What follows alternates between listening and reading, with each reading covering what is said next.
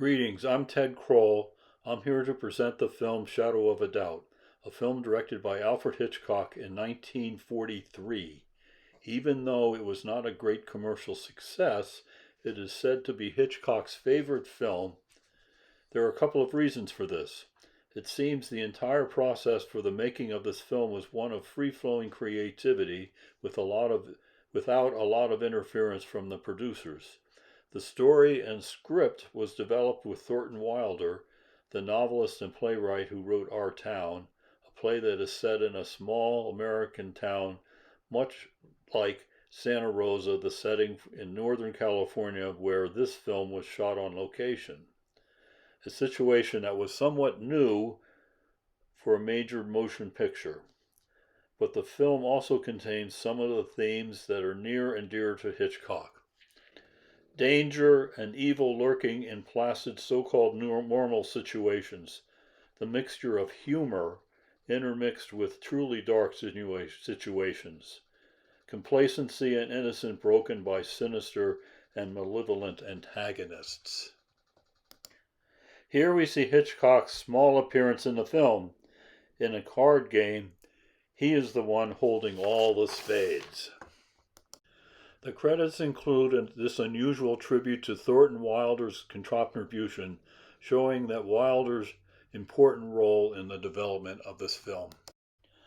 The main character is played by Joseph Cotten.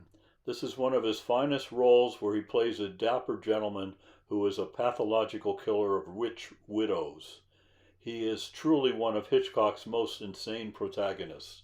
Cotten has several monologues that are chilling and seem demented even in our present day. Cotten has played this role with great finesse, Mephistopheles with a grim smile and disturbing charm. Teresa Wright plays the innocent but intelligent niece of the Cotten character. She holds the moral force of the film. This is one of the two great roles in Wright's career, the other being in The Best Years of Our Lives, made several years later. The mother is played by Patricia Coolidge. Although the character is rather ditzy, she is perhaps the most sympathetic of Hitchcock's mothers, which is usually quite sour and malevolent in most of his films. The character's named Emma, the same as Hitchcock's real mother, who died around the time of the filming of this picture. Whole books could be written about the mothers in Hitchcock's films. Hume Cronyn appears as a slightly offbeat character who shares murder scenarios with the father of the family, played by Henley Travers, who played the angel in What a Wonderful Life. Edna Mae Wilcock plays the bookish young sister. Hitchcock discovered her when scouting in Santa Rosa. She had no acting experience at all. This type of character appears in several Hitchcock films. The young smarty pants girl with glasses.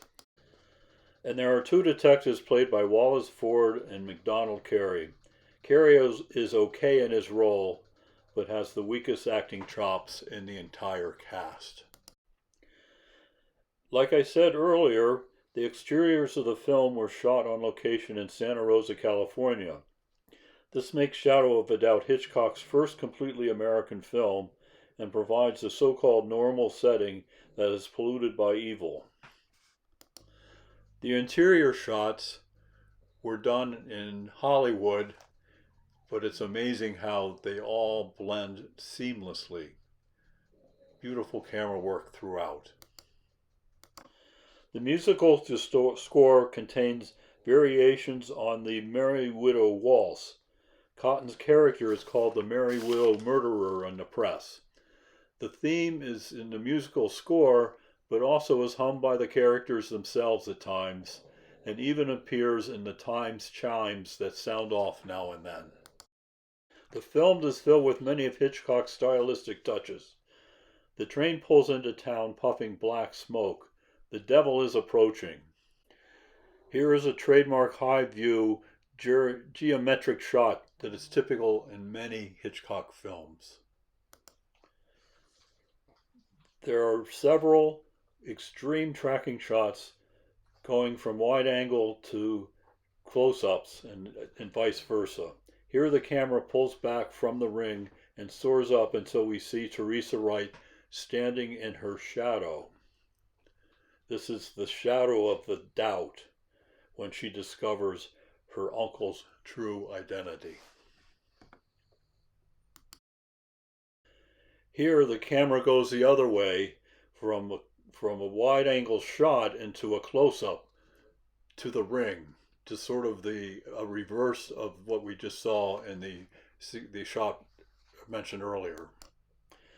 Then there is this long, slow tracking shot that occurs while Cotton's character speaks of his bitter, ugly monologue about the women he gets involved with and the disgust he feels towards them.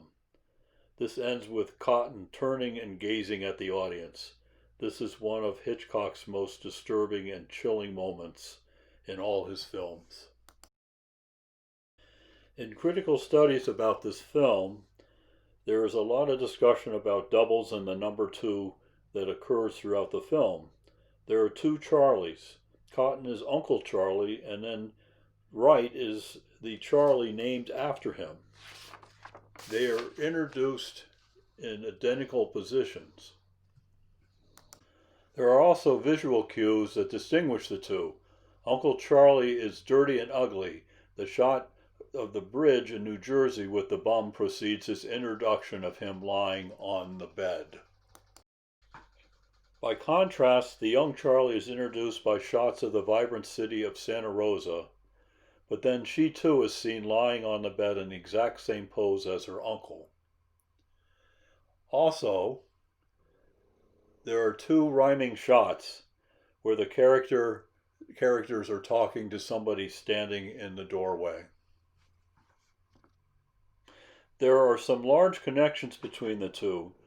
They talk of telepathy between them, but also little seeming throwaway bits of business. Young Charlie's father makes a big deal about the bad luck of putting a hat on the bed.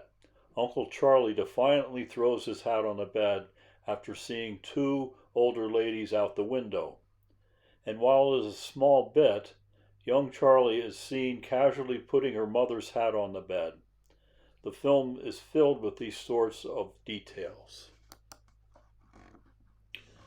Here we see Uncle Charlie giving young Charlie the ring.